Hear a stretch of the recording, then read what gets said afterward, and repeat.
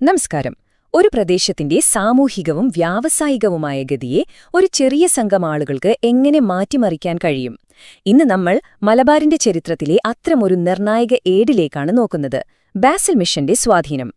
PSC പരീക്ഷകൾക്ക് തയ്യാറെടുക്കുന്നവർക്ക് ഇത് വളരെ പ്രധാനപ്പെട്ട ഒരു ഭാഗമാണ്. അപ്പോൾ നമുക്ക് നേരെ കാര്യത്തിലേക്ക് കടക്കാം. നമുക്ക് ഈ കഥയുടെ തുടക്കത്തിലേക്ക് പോകാം. വർഷം 1834, ഓഗസ്റ്റ് മാസം 21.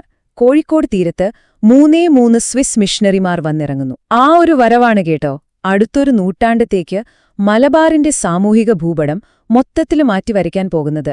ഒരു തുടക്കം അത്രയുണ്ടായിരുന്നുള്ളൂ. അപ്പോ ആരായിരുന്നു ഈ ബാസൽ മിഷൻ? എങ്ങനെയാണ് ഇവർ സ്വിറ്റ്സർലൻഡിൽ നിന്ന് മലബാറിലെത്തി ഇവിടത്തെ സാമൂഹിക വ്യവസ്ഥയിൽ ഇത്ര വലിയ ചലനങ്ങളുണ്ടാക്കിയത്? നമുക്ക് വിശദമായിട്ട് തന്നെ നോക്കാം. അവരുടെ വരവിനു പിന്നിൽ ചില ചരിത്രപരമായ കാരണങ്ങളുണ്ട്. 1815 സ്വിറ്റ്സർലാൻഡിൽ ബാസൽ മിഷൻ സ്ഥാപിക്കപ്പെട്ടു.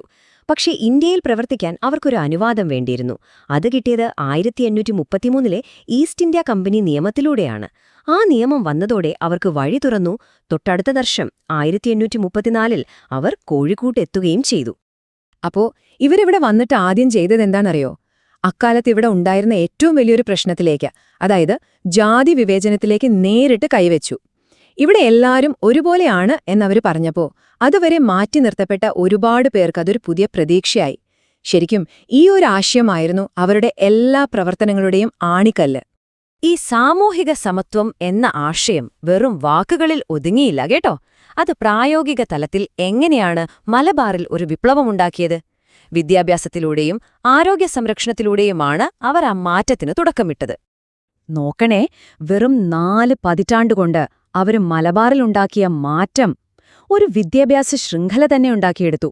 1839 തലശ്ശേരിയിൽ ഒരു സ്കൂള് തുടങ്ങി. പിന്നെ അത് അവിടെ നിന്നില്ല. കണ്ണൂർ, കോഴിക്കോട്, പാലക്കാട്, മാഹി വരെ ആ അറിവിന്റെ വെളിച്ചമെത്തിച്ചു. ഓരോ സ്ഥലത്തും പുതിയ സ്കൂളുകൾ വന്നു. വിദ്യാഭ്യാസത്തിന്റെ കൂടെ തന്നെ അവർ ആരോഗ്യരംഗത്തും വലിയ ശ്രദ്ധ കൊടുത്തു. 1892 കോഴിക്കോട്ട് ആദ്യത്തെ മിഷൻ ആശുപത്രി സ്ഥാപിച്ചു. അതിലും പ്രധാനപ്പെട്ട ഒരു കാര്യം, സമൂഹമാകെ ഭയത്തോടെ കണ്ടിരുന്ന കുഷ്ഠരോഗികളെ പരിചരിക്കാൻ വേണ്ടി ചേവായൂരിൽ ഒരു പ്രത്യേക ആശുപത്രി തന്നെ തുടങ്ങി. അത് അവരുടെ പ്രവർത്തനങ്ങളുടെ മാനുഷിക മുഖം ശരിക്കും കാണിച്ചുതന്നു. സാമൂഹിക സേവനത്തിൽ മാത്രം ഒതുങ്ങിയില്ല ബാസിൽ മിഷന്റെ പ്രവർത്തനം. അറിവിനെയും തൊഴിലിനെയും ഒരുമിപ്പിച്ചുകൊണ്ട് അവർ മലബാറിൽ ഒരു വ്യാവസായിക സാഹിത്യ വിപ്ലവത്തിന് തന്നെ തുടക്കമിട്ടു. അച്ചടിയും വ്യവസായവും ആ മാറ്റത്തിന് എങ്ങനെ കരുത്തുപകർന്നുവെന്ന് നമുക്ക് നോക്കാം. 1846 തലശ്ശേരിയിലെ നെട്ടൂരിൽ ഡോക്ടർ ഹെർമൻ ഗുണ്ടർട്ട് ഒരു പ്രിന്റിംഗ് പ്രസ് സ്ഥാപിച്ചു. അത് വെറുമൊരു യന്ത്രമായിരുന്നില്ല, അറിവ് സാധാരണക്കാരിലേക്ക് എത്തിക്കാനുള്ള ഒരു വാതിലായിരുന്നു. കേരളത്തിന്റെ അച്ചടി ചരിത്രത്തിലെ തന്നെ ഒരു നാഴികക്കല്ലായിരുന്നു ആ സംഭവം. ആ ചപ്പടിശാലയിൽ നിന്നാണ് കേരളോപകാരി എന്ന മാസിക പുറത്തിറങ്ങുന്നത്. 1874 പ്രസിദ്ധീകരണം തുടങ്ങിയ ഈ മാസിക മലയാള പത്രപ്രവർത്തനത്തിന് ഒരു പുതിയ ദിശാബോധം തന്നെ നൽകി. ഒരുപാട് സാമൂഹിക ചർച്ചകൾക്ക് അത് വേദിയായി. അച്ചടി മാത്രമല്ല, മലബാറിലെ നെയ്ത്തുശാലകളിലും അവരൊരു വിപ്ലവം കൊണ്ടുവന്നു. ഫ്ലൈ ഷട്ടില്, ജക്കാർഡ് ലൂം, ഇതൊക്കെ പുതിയ ടെക്നോളജികളാണ്. ഇത് വന്നതോടെ നെയ്ത്തിന്റെ സ്പീഡും ക്വാളിറ്റിയും കൂടി. ഏറ്റവും രസകരമെന്താണെന്നറിയോ? നമ്മൾ ഇന്ന് കാണുന്ന ഖാക്കി തുണിയിലെ അതിവിടെ ഉണ്ടാക്കാൻ തുടങ്ങി. അതോടെ ഇവിടത്തെ ഇൻഡസ്ട്രിക്ക് ഒരു പുത്തൻ ഉണർവ് കിട്ടി. പക്ഷേ ഈ വളർച്ചയുടെ വഴി അത്ര എളുപ്പമൊന്നുമായിരുന്നില്ല. സ്വാധീനം കൂടിയപ്പോൾ പലയിടത്തുനിന്നും എതിർപ്പുകളും വന്നു. കാലം പോകെ മിഷന്റെ പ്രവർത്തനങ്ങളിലും അതിന്റെ ഘടനയിലും വലിയ മാറ്റങ്ങളും വന്നു. ആ പിൽക്കാല ചരിത്രത്തിലേക്കാണ് നമ്മളിനി നോക്കുന്നത്. അവരുടെ പ്രവർത്തന രീതികൾ പലർക്കും അത്ര ഇഷ്ടപ്പെട്ടില്ല. ആര്യസമാജം, ബ്രഹ്മസമാജം പോലുള്ള പ്രസ്ഥാനങ്ങൾ, പിന്നെ മാഹിയിലെ ഫ്രഞ്ച് ഭരണകൂടം, എന്തിന് മറ്റു റോമൻ കത്തോലിക്ക മിഷണറിമാർ വരെ അവരുടെ മുന്നേറ്റത്തെ സംശയത്തോടെയാണ് കണ്ടിരുന്നത്. കാലം മുന്നോട്ടു പോയപ്പോൾ ബാസിൽ മിഷൻ എന്ന സ്വതന്ത്രമായ അസ്തിത്വം മറ്റു സഭാ സംവിധാനങ്ങളുമായിട്ട് ചേർന്നു.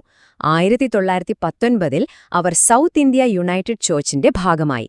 പിന്നീട് ഇന്ത്യയ്ക്ക് സ്വാതന്ത്ര്യം കിട്ടിയ അതേ വർഷം 1947 ചർച്ച് ഓഫ് സൗത്ത് ഇന്ത്യയിൽ, അതായത് CSIയിൽ പൂർണ്ണമായും ലയിച്ചു.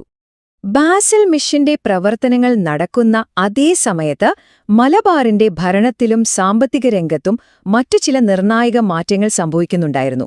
ചോദ്യങ്ങളിലേക്ക് പോകുന്നതിനു മുൻപ് ആ ഒരു പശ്ചാത്തലം കൂടി നമുക്കൊന്ന് വേഗത്തിൽ നോക്കാം. ഈ കാണുന്ന വിവരങ്ങൾ വളരെ പ്രധാനപ്പെട്ടതാണ്. കാരണം ബസൽ മിഷൻ ഇവിടെ പ്രവർത്തിക്കുമ്പോൾ മലബാറിലെ ഭരണം എങ്ങനെ എത്തു എന്ന് നമുക്കിതിൽ നിന്ന് മനസ്സിലാക്കാം. 1800-ൽ മലബാർ ബോംബെയിൽ നിന്ന് മാറി മദ്രാസ് പ്രസിഡൻസിയുടെ ഭാഗമായി. പിന്നെ ഒരു 1866 ഒക്കെ ആയപ്പോഴേക്കും കോഴിക്കോട്, തലശ്ശേരി പോലുള്ള പ്രധാന ടൗണുകളിലെല്ലാം മുനിസിപ്പാലിറ്റികൾ വന്നു. ഇതെല്ലാം ഈ നാടിന്റെ ആധുനികവൽക്കരണത്തിലേക്കുള്ള വലിയ ചുവടുകളായിരുന്നു അല്ലേ?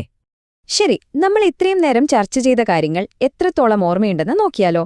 പരീക്ഷകളിൽ വരാൻ സാധ്യതയുള്ള ചില ചോദ്യങ്ങളിലൂടെ നമുക്കൊന്ന് കടന്നുപോകാം. ഓക്കെ, ആദ്യത്തെ ചോദ്യം ഇതാ. മലബാറിന്റെ ഭരണചരിത്രത്തിലെ ഒരു പ്രധാനപ്പെട്ട മാറ്റമാണ്.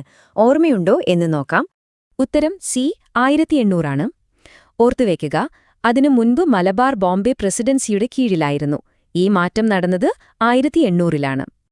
ഇനി അടുത്ത ചോദ്യം ബാസൽ മിഷന്റെ ഒരു പ്രധാന സംഭാവനയെക്കുറിച്ചാണ്. എവിടെയായിരുന്നു ആ പ്രസ്? ശരിയുത്തരം നെറ്റൂർ. 1846-ൽ തലശ്ശേരിയിലെ നെറ്റൂറിലാണ് ഡോക്ടർ ഗുണ്ടർത്ത് ആ ചരിത്രപ്രസിദ്ധമായ അച്ചടിശാല സ്ഥാപിച്ചത്. അടുത്ത ചോദ്യം മലയാള പത്രപ്രവർത്തന ചരിത്രത്തിലെ ആ നാഴികക്കല്ലായ മാസികയെക്കുറിച്ചാണ്. വർഷം ഓർമ്മയുണ്ടോ? അതെ, ഉത്തരം ഡി, 1874. മലയാള പത്രപ്രവർത്തന രംഗത്ത് ഒരു പുതിയ യുഗത്തിനു തുടക്കമിട്ട വർഷമായിരുന്നു അത്. അപ്പോൾ നമ്മളിപ്പോ കുറേ വർഷങ്ങളും പേരുകളും ഒക്കെ കണ്ടു. പക്ഷേ ഇതിൽ നിന്നെല്ലാം നമ്മൾ ഓർത്തിരിക്കേണ്ട ഏറ്റവും വലിയ കാര്യം എന്താണ്? പുറത്തുനിന്നു വന്ന കുറച്ച് പുതിയ ആശയങ്ങൾ, പുതിയ ടെക്നോളജികൾ, അതിനൊരു നാടിനെ മൊത്തത്തിൽ എങ്ങനെ മാറ്റിമറിക്കാൻ കഴിഞ്ഞു എന്നതാണ്. ഒരു ചെറിയ സംഘം ആളുകൾ